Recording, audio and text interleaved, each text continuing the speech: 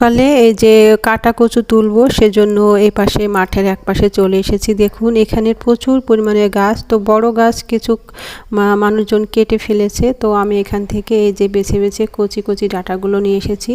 এগুলো খেতে কিন্তু দারুণ মজা, আর এটা মানে ভীষণ আর কি উপকারী। তো কাটাগুলো আমি এভাবে ছাড়িয়ে নিচ্ছি, আর যদি একটু বেশি কাটা থাকে সেগুলো একটু ছুলে নিতে হয়।